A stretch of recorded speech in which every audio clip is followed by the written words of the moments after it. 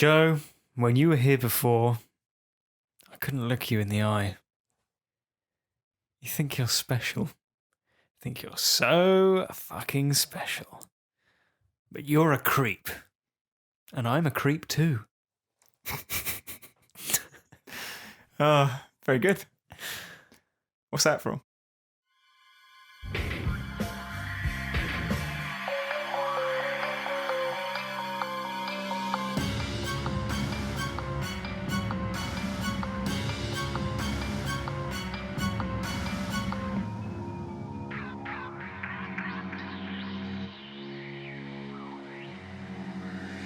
Hello and welcome to episode 162 of the How to Survive podcast.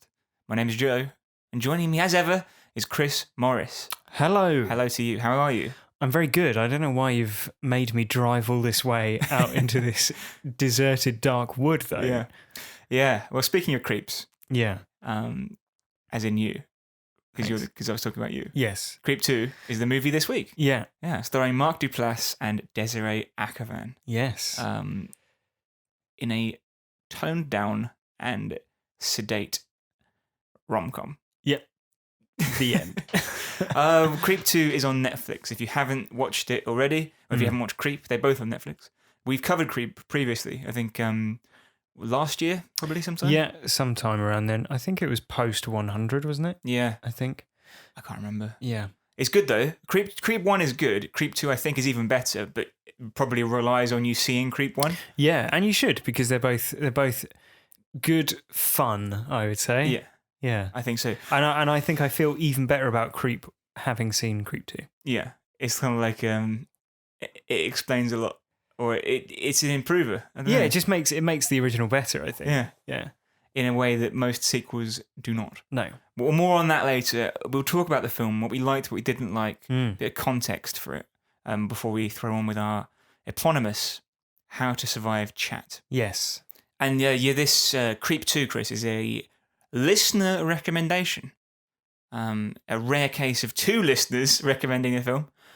Keir and Marissa both got in touch to recommend this. And Keir actually provided our first audio survival tip.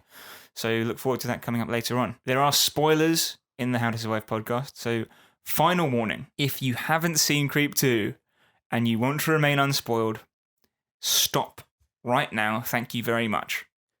Cool. Could you just take that wolf mask off? Because it's quite hard for the microphone to pick you up. I'm Sara. Hey, welcome to Encounters. Sunday morning, I woke up. I'm Sara. Hey, Sarah, how you doing? Come in. The show where I look behind the strange world of online personal ads. What is their story? Who are these people? So subscribe and join me on this journey. You never know who you might meet next.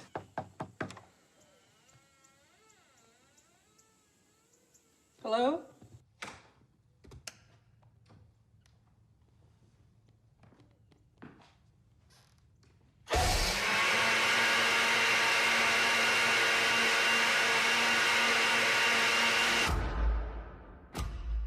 Hello. Ever since I turned 40, I've lost my inspiration. I have no joy. I'm having a hard time. What am I doing trying to make the films that I used to make? What if I make a documentary? And this is where you come in. I have no idea what I'm stepping into. Together, I believe we will make magic. Aaron, is that you? Quick recap of the plot, Chris, because I know it's been some years since you've seen Creep 2. Yeah. The film that was released last year. Yes. After the events of Creep, we pick up with a new character, Dave. Dave receives a strange package in the post with a DVD that reads, "Play Me," echoing the bizarre stalker-like ending from Creep. Yeah, so far so Creep. Yes. Dave is soon visited by Josef, the villain from Creep, who now calls himself Aaron. Aaron, well, call him Aaron. Let's call him Aaron today because that's the name he's chosen for this film. Which is the name of the character from Creep. Right. Yeah. Which is the name of the victim from Creep. I remember now. Yes. That's interesting. Which, given things that he mentions later about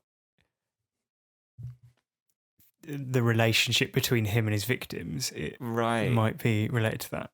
But yes, carry on. That is interesting. Mm. Okay. So we'll call him Aaron for today, though. Mm-hmm. He reveals to Dave that he has been stalking Dave this whole time. Yeah.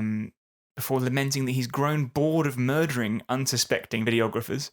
And then he then murders Dave, who is unsuspecting, Yeah. and then sits alone, looking bored, sort of staring into the camera. Mm-hmm. He's having a midlife crisis, basically. Essentially, yeah. The midlife crisis of a serial killer who specifically kills videographers in order to make them film his stalking of them. Mm. Bizarre.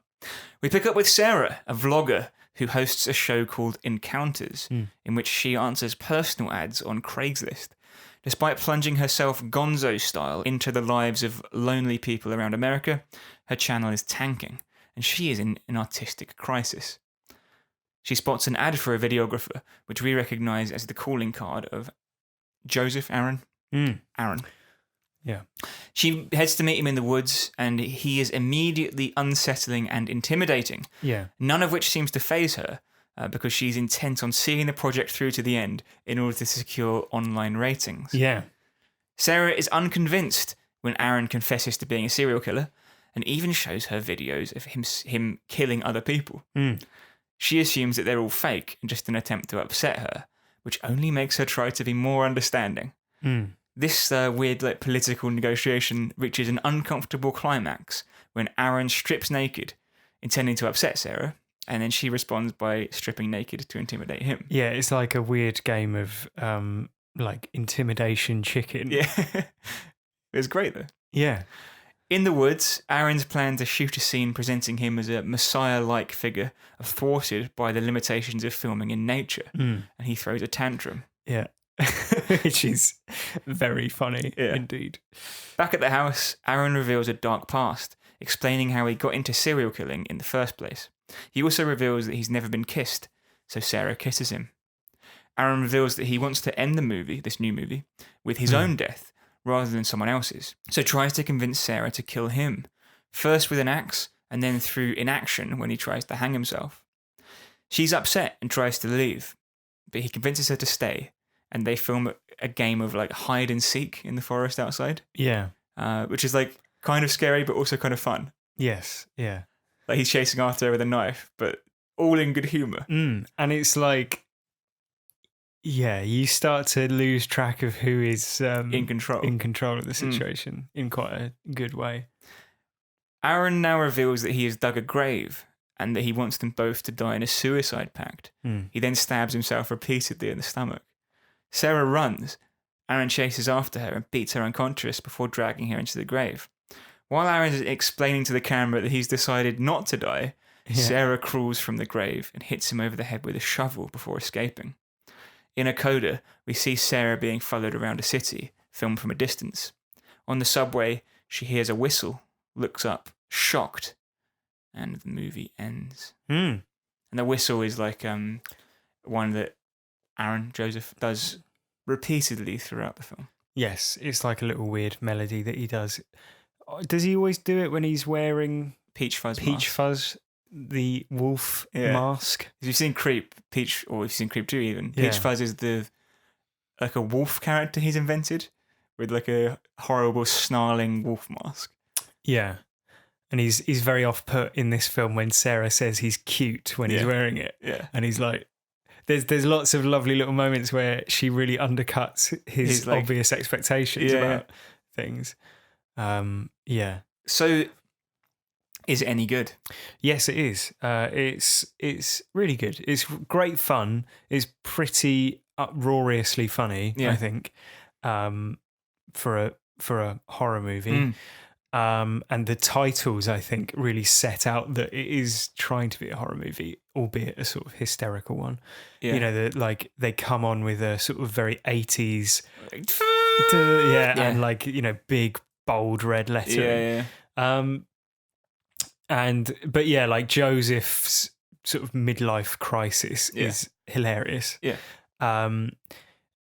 And just it's it basically repeats all the beats from the first film, but in a way that really suits the found footage style, because in the previous film, you realise at the end of the film that Joseph is manipulating him all the time, and he does this to loads of people. Yeah. And so all of the situations they get in are mirrored in this film, only Sarah sort of refuses to go down the path that he expects. She's not going to fall for it. Yeah, like, you know, in the original film, he gets naked, he takes Aaron out to the river, he tells him all these weird stories about his past. Yeah. So all of these beats are sort of, you know, if not quite repeated, then, you know, sort of gestured towards in this sequel. Yeah. But Sarah is not kowtowing to it, basically. And Desiree Akhavan's really good in it, which is important because this one feels much more like a two-hander than Creep did. Yeah, right. Whereas Creep felt more like Mark Duplass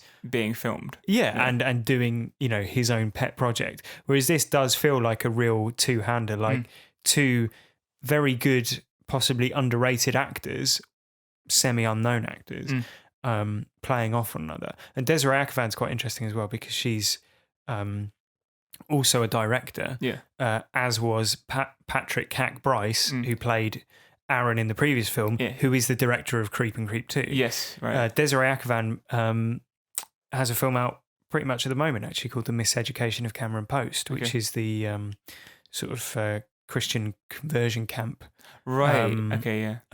drama with Chloe Grace Moretz. So she's going to, I think, be a big name. And it's quite interesting to see her acting and... convincingly, too. Yeah, convincingly, yeah. She understands it pretty well, like what the movie's meant to be and Absolutely, her role in it. Yeah, definitely. And but Mark Duplass is, I think, exceptional. Yeah. I mean, the whole movie is, I think, astonishingly good given what it is. Yeah. Because it's a found footage movie, which is nearly always dirt, right? With how many have we covered? And I'm quite outspoken in my too many. But this is, of them. course, we love found footage season. Yeah, right, of course. Yeah. Next week, look forward to Wreck. Yes. In 2007. It's a sequel. And sequels are always bad. Sequels are always shit. Horror sequels are always shit. And it's a Netflix release as well, which, you know, Cloverfield Paradox. Yeah, they've got a spotty history, should we say. Yeah. But this is absolutely captivating, which by design can only be down to the individual performances because there's only two. Yeah. And like you say, in particular, Mark Duplass. Yeah, I could watch Mark Duplass for 10 hours. Yeah. Like, he's so magnetic in this role. He's got a background in like that nerdy LA improv scene that, you know, like 10 years ago they were making this like faux mumblecore movies. Right. So it's kind of like Primer meets a Judd Apatow film. Those kind of films. He's is he in The League as well? Yeah, like maybe. a sort of comedy about is it like a fantasy football league or something like that? Yeah. Just he's like a, you know, almost sort of jobbing American actor. Yeah, like I don't think he was in The American Office, but he's that sort of guy who would be in The American Office, then be in an indie film. And Parks and Rec, and you know, those like NBC exactly. You know, shows. But those improv skills that he's clearly got are what makes everything in this film seem so natural and make him so intimidating. Yeah. I genuinely think that they don't know what he's going to do next. Right. And they're reacting to it as much as he's like putting on them. Yeah. Like I feel like the tantrum could be like they genuinely didn't know he was going to do that. Yeah, and I sort of feel the same thing about the, and I guess the logistics of this probably mean that it wasn't unplanned, but the bit where he strips off and then makes her strip off. Well, he doesn't. He doesn't make her strip off. She strips off to intimidate him in return. That feels, there's like an energy in the room between them, which is not quite sexual tension. It's more like the tension between two improvisers who are like, it's one-upmanship, operating on the you know, on the fly. Yeah. And it's quite thrilling to watch, I think. It's really good. It's really good fun. So, I mean, as we've alluded to, we've covered how many found footage films now? Yeah. We've done the entire Paranormal Activity franchise. Yeah. Creep 1. Yeah. Wolf Creek, if you remember that. You mean... it's not called Wolf Creek, is it? It's Willow Creek? Willow Creek, yes. which is the one about the Bigfoot. Yeah, Blair Witch as well. God. Yeah. Any others? Oh, there probably are. Yeah. No, Backcountry. Backcountry. No, that's not found footage. Is it not? No, it's I'm not. sure it is. No, it's not. 100% not. You sure? The one with Yes. the bear? Yeah, it's not. It's It not, is. It is not found Right. footage. Hold the line, caller. This is such a waste of time. How much do you want to bet? I bet you 20 quid. I bet you 100 quid.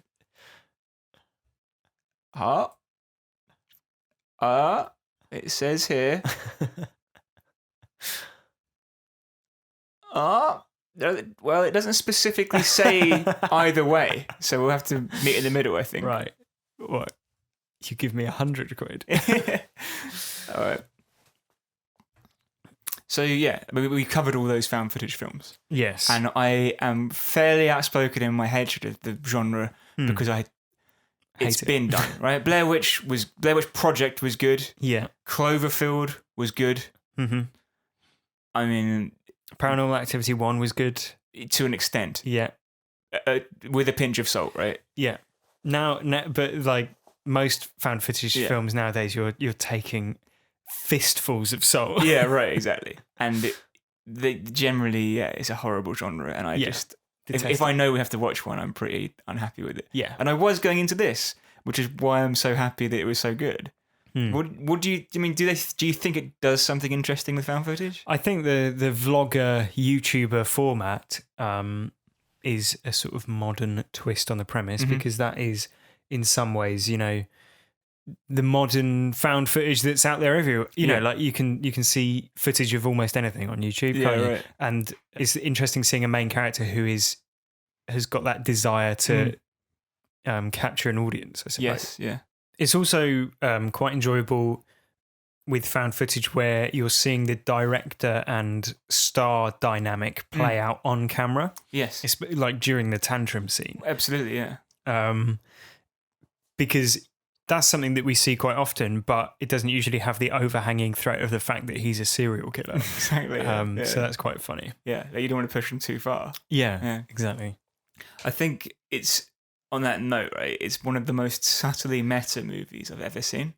It's a movie about a man trying to make a movie which is a sequel, but he doesn't want it to just be a sequel. So he sets out to cover new ground, but due to the limitations of the production, he has to compromise and essentially makes the same movie again.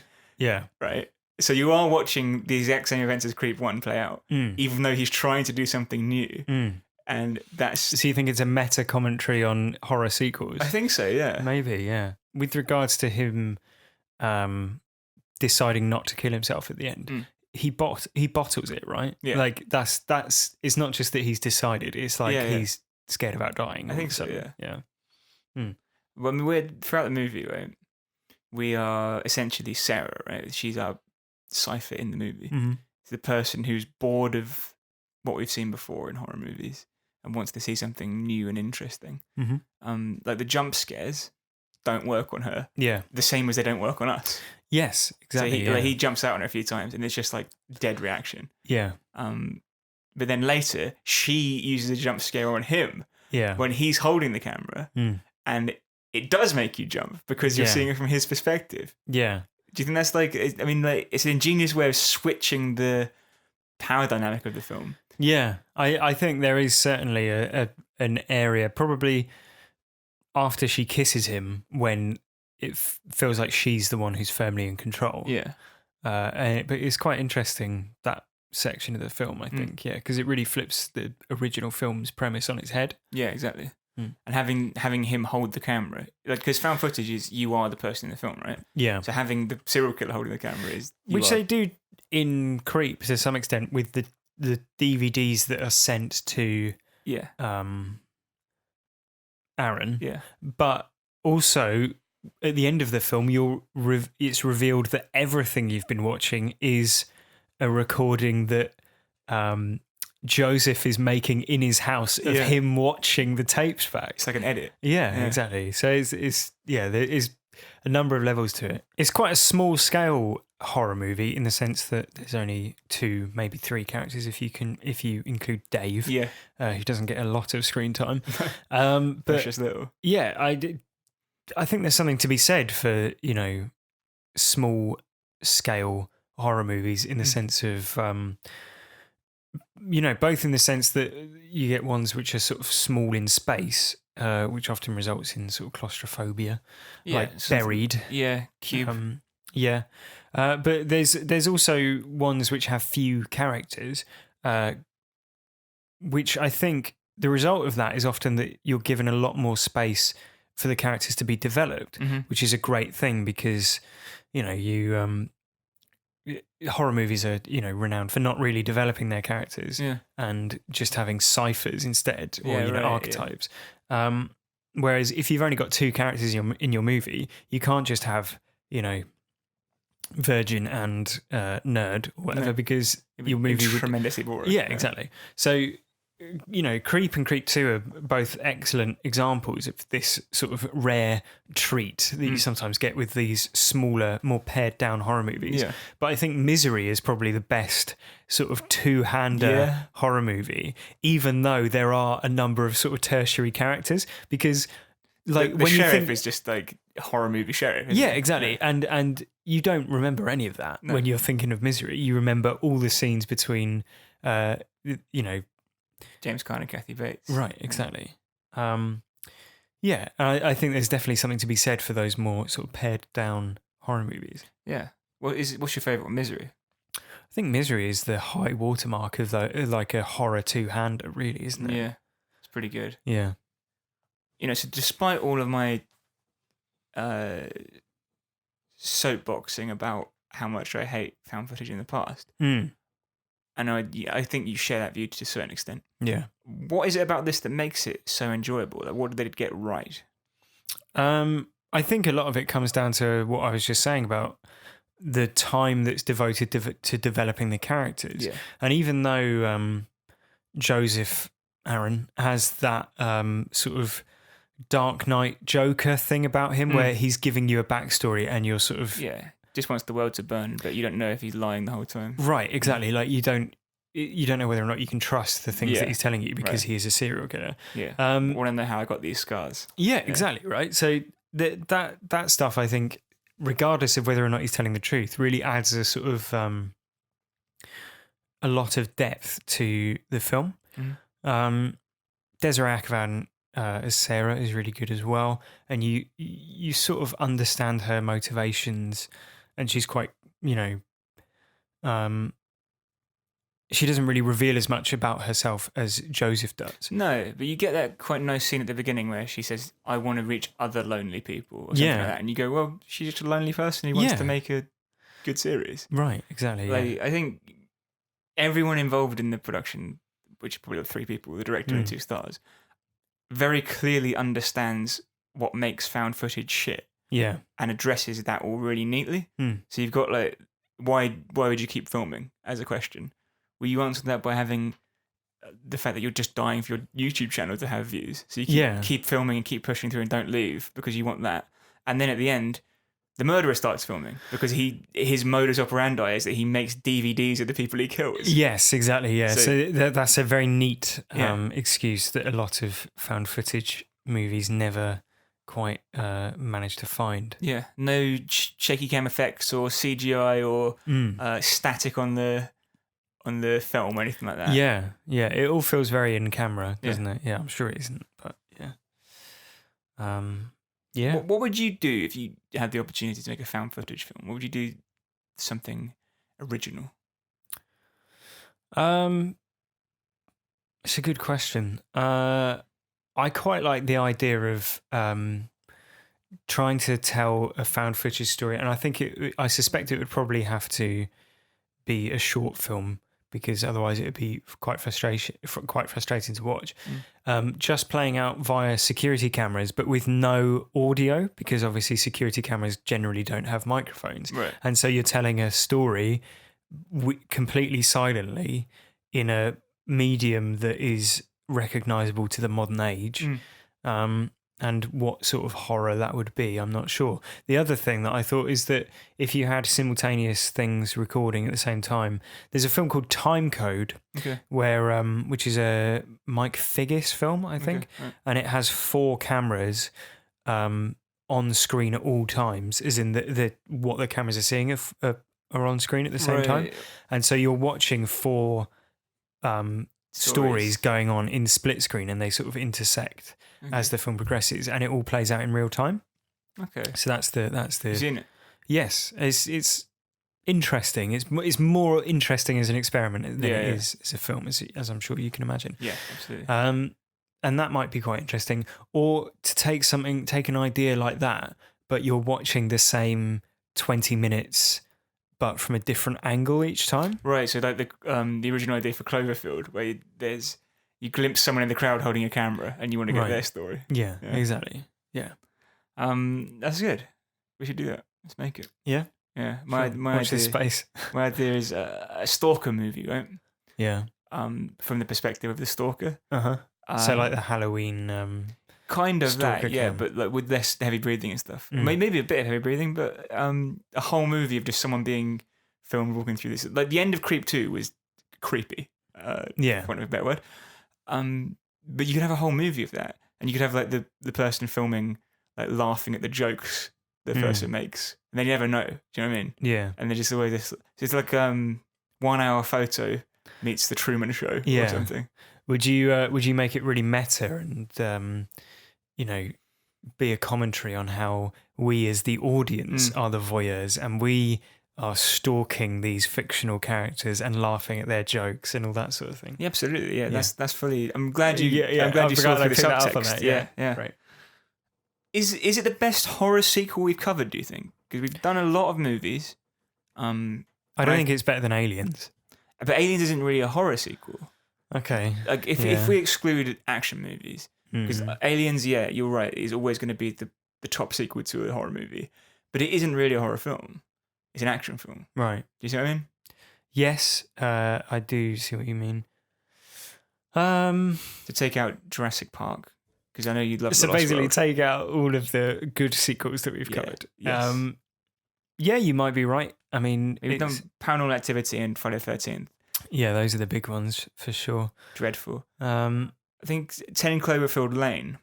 Yeah, really it's not really a sequel though, is it? It's not a continuation of the same story. But then this is a sequel. This is a direct sequel, so I don't know what I'm talking about. But it's a deliberate attempt to make something different, though, isn't it? Yeah. Whereas something like Paranormal Activity 2 is let's make Paranormal Activity in a different house. Yeah. This is let's see what we can do differently with the format and the idea. Yeah. So Joe, what do we know about Josef / Aaron? Yeah.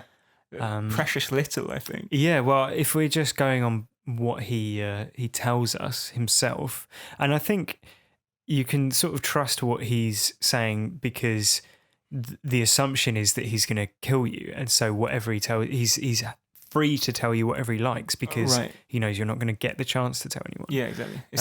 Which is what Sara points out to him as well. It's the serial killer's dilemma, isn't it? That you become famous and important to one person. Yeah. But then they're dead, so you have to do it again.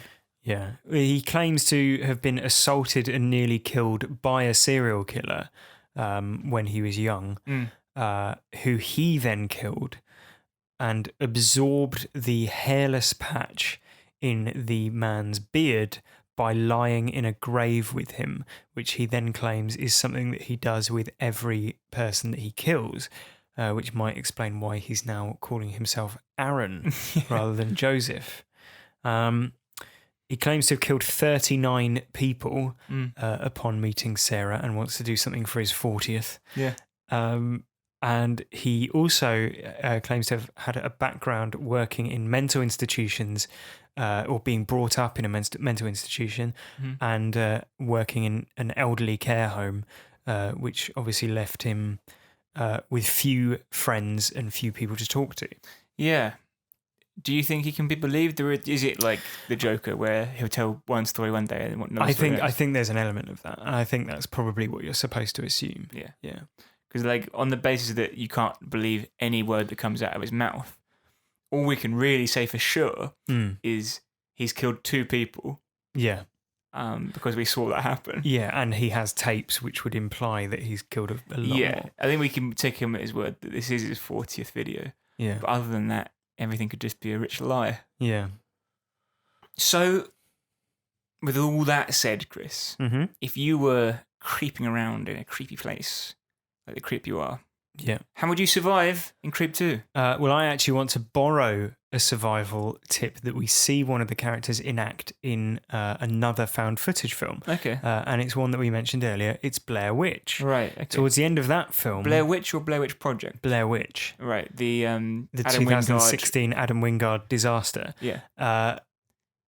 Towards the end of that film, they flip the viewfinder around on the camera so that they can see what's behind them. Mm. Now, if Aaron had done that, Josef had done that, at the end of the film, having buried Sara in the grave, he would have seen her creeping up on him. It's also a good idea to just, check your framing and everything. I'm sure a lot of vloggers and YouTubers and all that, maybe even Sara herself, flips the viewfinder around so that she can check whether or not the framing of her shot is correct. She does ask Aaron when she's about to get naked, am I in frame?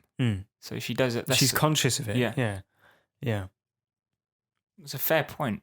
Not only would it make a better shot, but it would also ensure that he didn't get bludgeoned with a shovel. Yeah. What it seems to me that he's done is he's after knocking Sara unconscious, he set up the camera with a nice shot of the tripod, a nice shot of the grave, and then left that running, gone got her body and dumped it in the grave. Right. But he hasn't flipped the viewfinder around. He hasn't thought that through, because it seems to me that he's set it to record and then from behind the camera and then walked off. Whereas if he had it flipped round, he would have seen Sara creeping up behind him, and he would have had his 40th. He would have had his 40th. Do you think he'll get it? With Sara? Hard to say, Joe. I'll have to wait for Creep. They're making it for Creep 3? Yes, I believe so. That'd be good. Could be the best horror trilogy ever made. Could be. Tightly made. What a world that would be. How about you? Little mealy-mouthed. Yeah. But we do love them. Keep the knife in your pocket, not your sock. Okay. Why? Because then you don't fall out. You haven't got to reach down. Keep it in your hand. When the shit hits the fan, just hold the knife.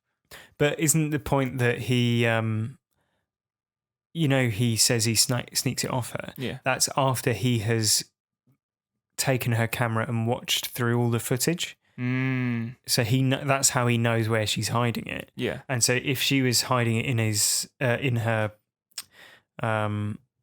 pocket, he would have he would have got it from there. He basically, isn't it that he does it when he falls off the during the fake hanging sequence. So regardless of where she'd put it, he would have taken it off her then. Yeah, I see what you mean. Although that once you realise the game's up, I know, because you're right, because that's when she says I'm leaving because this guy's a nutter. So yeah, maybe keep it in your hand though. Check it's there. Maybe check it's there. Yeah, no harm in that. When you get on the tube, you do a little pat down. Yeah, exactly. Yeah, if you're leaving the house or whatever. Yeah, keys, wallet, phone. Harder to pat down your sock when you're secreting something in there. Yeah. So, yeah. Just pat down a sock. The Stanley knife's there. Happy days. Stanley knife. Yeah. So, any thoughts from you? Any more? Yeah. I would say, maybe there's something to be said for taking people at face value, believing what they tell you, and also just pay attention to your own red flags. Yeah. Your red flags are red for a reason, aren't they? Yeah, that's right. Yeah. And if you compare to someone that I'd imagine Sara is a big fan of, Louis Theroux, he picks his subjects very carefully and has producers who look after him and is always, I would imagine, mostly safe, even if it's, cagey. Yeah, and you have to remember that there's a whole team behind someone like Louis Theroux, and there's a whole team of people working to keep him safe and keep him out of situations where he might be, for example, knocked unconscious and dragged into a grave that a serial killer has dug for you. That hasn't happened on weird weekends. No, that would be perhaps the weirdest of weekends. So basically, you have to be your own producer. If you're a vlogger, if you're a YouTuber, you have to be your own producer, and you have to ensure that you're creating a safe working environment for your staff. Your staff being you. Yeah, no, absolutely, yeah. Just common sense approach to it. Yeah. Checklist. So if someone says, I'm a serial killer and do you want to come out into the woods? You say, thanks, Joseph, but I'm going to... thanks, Aaron. I'm going to actually pass on that one. Yeah. Yeah. By the way, I do have a knife in my sock as well. Yes, exactly. Similar, when you say be your own producer, I think maybe be your own editor. Okay. So what her major problem at the beginning of the film appears to be she hasn't made anything compelling out of all this weird footage she's got. Right? And she must have had a lot of it. She's got a whole season of episodes of this show she's made. Yeah. With only 9 views or something like that. Now, I don't believe for a second she's met with all these people who are bizarre and she hasn't got any useful footage. Well, you don't... The thing that struck me is not necessarily that all of the footage that she's got isn't very good. It's rather than being her own editor, perhaps she needs to be her own sort of SEO management or content marketing. Yeah. Because it seems that rather than the content being the problem, it's that she hasn't found an audience, and so she's looking for something sensational, sort of like clickbait. She needs to be like weird meeting with serial killer in woods. Yeah, like you won't believe what happens next. Right, exactly. Yeah. Warning: this one gets ugly. Yeah, and the thumbnail would be of her in a state of undress. Yeah. Because we all know that's sex what sells. Yeah, exactly. And so that's what we do on our YouTube channel. Right, exactly. Yeah. It would be something like, naked with a serial killer? Like question mark, exclamation mark. That's good. And then like the image of her in her underwear. And then, maybe a colon and, encounters encounters, episode 6. Yeah. Season Square brackets. Warning. Like violence. Yeah. Exclamation mark. Exactly. Yeah. Yeah. That's good. Do you think nothing to say for editing though? Because you're an editor. Do you think I am an editor? Yeah. Well, do you think she must have? But I don't. I think. I mean, editing's basically the invisible art form. So yeah. You can't save bad footage with good editing. But I think there must be good footage. Like when we've done videos. So for instance, our Saw marathon. Yeah. Right. Very famously, we watched the entire Saw franchise while chained to a radiator. Yeah. Most of that is boring because it's us sat silently in mild amounts of pain and distress watching boring films, which doesn't make for entertaining YouTube. No. But you cleverly edited it down to the parts that were interesting and funny, didn't you? And you made a bit of a narrative out of it. Yeah, I fear that we're never going to know for certain how good or otherwise she is at editing because we don't see a full episode of Encounters. Yeah. But my concern is just that perhaps it's a marketing issue rather than a content issue. Right. So you're blaming the marketer and I'm blaming the editor. Yes, exactly. Yeah. How interesting. Interesting. Yeah. Interesting that neither of us would say I could do that better. No. Yeah. If you're a serial killer, one final bit of advice for me. You should really learn to check people's vital signs. Okay. To know whether or not they're really dead. Because you've done it enough. You've put people in a position where they have no vital signs 39 times. Maybe normally whatever he did is 100% cert, but this time he an inch off. Or is it that he wanted to bury her alive? That's what I thought it was because he tells the story of that's what the serial killer wanted to do to him. Yeah, right. So I think that is so maybe that's what was going on. Yeah, it was a reference to an earlier work of his. Yes, yeah. Very meta. Yeah. So, yeah. Okay, I'll let him off that one then. Well, I mentioned it earlier. We've had our first ever audio tip on how to survive in a movie, Chris. Someone's left us a voicemail. Yeah, this one was sent to us on a disc that just says "Play Me," and of course it was sent to us by email. Yeah. HowToSurviveShow@gmail.com. This comes from Keir. Hello. So this is my advice on how to survive Creep 2. My first advice is for Dave, because he's the first character we see, and I would say same advice that was given for Aaron in the previous film. Be a bit more persistent when you're talking to the police if you're being stalked. Like, don't sort of call them once and give up. You know, call them each time there's another incident. Maybe like go to the station if they won't listen. You know, anything to sort of make them aware you're in danger. So if you'd done that, maybe they'd have investigated. Joseph/Aaron would have been caught. Not a problem. Yeah, that was actually my tip from the first one. Yeah. Don't give up on. Yeah, maybe be a bit more forceful when requesting police assistance. Yeah, I think it was more of a limitation of Aaron's acting in that film. Perhaps, yeah. Because as I recall, he rang up and was like, "This guy, he keeps sending me presents, and I went to his house and made a movie, and now he keeps sending me gifts." Yeah. And they're like, "Well, that's not a police issue." Yeah. And he seems unable to articulate that. I think less an acting issue and more just the conceit of the scene. Yeah. But yeah, no. I mean, what Keir has done there is really he's taken a pre-existing bit of advice. Yeah. And as we said, Creep 2 bears a strong similarity to Creep, and so it's no surprise really that the same piece of advice is applicable. Yeah. But Keir goes on. Yeah. Also, when Joseph/Aaron is revealing himself to be a threat, maybe react a bit quicker. Like he sits there looking concerned for a little bit, and maybe if he'd hit him with the bottle or run quicker, would have survived. Yeah, I mean, fair point. Yeah. But do you think if I sat here now and was like, "Oh, Chris, we've known each other for some time now. Yeah. By the way, would you break a glass over my head?"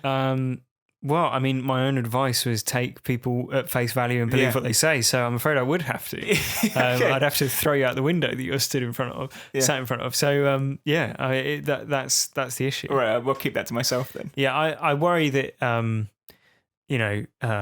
Joseph is a coiled spring in that scene, isn't he? Yeah. In terms he's already got the knife in his hand. Yeah, exactly. Yeah, because he knows he's well versed at this. Yeah. He's done this 39 times, whereas I doubt Dave's ever escaped a serial killer.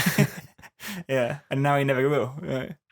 Joseph/Aaron, I would say he's obviously very depressed, not very happy about being a killer anymore. So maybe try a different hobby, spice things up a bit. Maybe take up sort of painting or cycling. Try something else. Just spice it up a little bit. Variety is the spice of life. And since he sort of claims to take personality traits from his victims, maybe try and kill some really cheerful so that you can sort of steal that, see if you can get that as your trait. So I like that. That's a good idea. Yeah, Like, because if you're taking traits from people, you should pick and choose what traits you want to take. Exactly. And pick your victims based on that. Yeah, it's shit to get a beard patch. It's good to get a positive outlook. Yeah, sunny disposition. Yeah. Maybe that's what Creep 3 should be, is like someone who's, indefatigably happy. Is Aaron in Creep 1 kind of like given up with his artistic thing? He's a bit like maybe, yeah, he's like impasse. a sort of jobbing videographer at that point, isn't he? So maybe something there. Good idea. Sara, I guess my first piece of advice would be don't have a job that consists entirely of going to houses of strange men. That seems unsafe. Try any other profession. Once he tells you he's a serial killer when you're at his house, either leave when you have the chance or sort of call the police, or try and sort of negotiate for some more security for yourself. Maybe see if he's okay with you, bring in a friend. Maybe see if he's okay with maintaining a physical distance from you at all times. Just some stuff so that you've got insurance if he does try to kill you. And once you hit him with a shovel at the end, just hit him a couple more times. Just bash his skull and make sure he's dead. Yeah, well, there you go. I mean, that's a fair point as well. Like, she could have seen the job through Yeah, I suppose so. if she'd given him a few fair whacks for that shovel. But she's not a killer, is she? No. She doesn't seem to have any, desire to become a killer. Well, like Tupac says, I'm not a killer, but don't push me. Right. Revenge is like the sweetest joy next to getting pussy. Just lovely sentiments Yeah. on which to end. Thanks very much, Keir. Those are some top tips. I think he's done put more thought into it than we often do. Yes, probably true. Yeah. If you've got any thoughts like Keir that you want to share with us in the audio medium, you can do that. Just send us an audio clip and we'll do the rest. Yeah. We'll make it sound sharp. HowToSurviveShow@gmail.com. Yeah. But that's not the only way to play. You can also email with words on a page. That's the same email address. What's that again, Chris? HowToSurviveShow@gmail.com. That's exactly what Ben did. Hello, Ben. Yeah, Ben says, "Hey guys, I can't think of any tips to survive." Well, thanks for emailing. Yeah, good. Other than maybe turning the shovel sideways to inflict max damage. I think that's a very cartoon tip, isn't it? Yeah. Like, he'd slice clean through Joseph's head with a shovel. I mean, it would hurt. I mean, yeah, it might get stuck in his brain, but Ooh, nice. Maybe it did. I think she's just looking to incapacitate him rather than like Actually cut kill his actual brain in half. Snap it off. I mainly wanted to thank you for bringing these movies to my attention. I don't normally watch horror films, so the ending of Creep 1 is stuck with me. How did you find the podcast? I've told a few friends to watch that too. Thank you very much. Doing God's work. Well, we didn't make the film. No, to listen to the podcast. Right, about I it. see. Okay. He's a fan. He's a fan, Yes, Chris. Don't look a gift horse in the mouth. No. We tricked him. We tricked his mates as well. Thanks for all the great entertainment from Ben in Tasmania. There we go. Yeah, Blimey. Tasmanian devil. Great. He adds, P.S. I love it anytime a little bit of wrestling chat pops up. Okay. So, so he's a wrestling nerd like yourself. yeah, that's Right. fine. Yeah. You've just started UFC. That's not a thing. You've just started You've UFC. shown your hand. I've started. Well, apparently showing your hand is very bad if you're in the UFC. You've started MMA training, Yeah, or that's due right. to start MMA training soon. Yeah. Yeah, that's so right. look forward to a forthcoming How to Survive Being punched in the beaten senseless by a man twice your size. Yeah. We'll see how it goes. My first tip is for myself, and I would curl up into a ball and cry. Well, if you had to fight someone, what would be your tactic? I'd use my dazzling personality to charm my way out of the You situation. wouldn't hit a man wearing glasses, would you? Exactly. Yeah. And then shovel, turn to the side, Yeah, straight through the brain. exactly. So on that note, that's it. Yes. Don't forget to leave a 5-star review. Yeah. As of next week, I think we're going to start a new policy of reading out any 5-star reviews that we get in a bit of shameless self-promotion. Self-indulgence, really. Yeah. Well, what is this part of the podcast? Really, it's that, isn't it? So if you're listening and you enjoyed what you heard, then please do leave us a review on iTunes because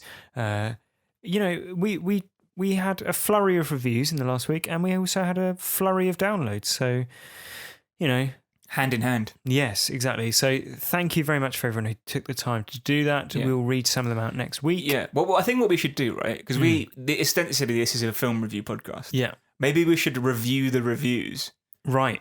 as if they were and texts. then say what we liked, what we didn't like. Yeah, and how recap we the re- reviews. and see how we would survive in the reviews. yeah, exactly. Yeah.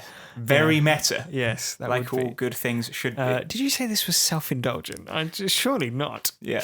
Yes. Do you know when you go to a new podcast and it's like, hey guys, just want to say a big shout out to all the people that came along to the live show and But before that, I don't know about you guys, but sometimes when I'm sleeping, I get terrible back pain. I tell you where you never get back pain, with an Eve mattress.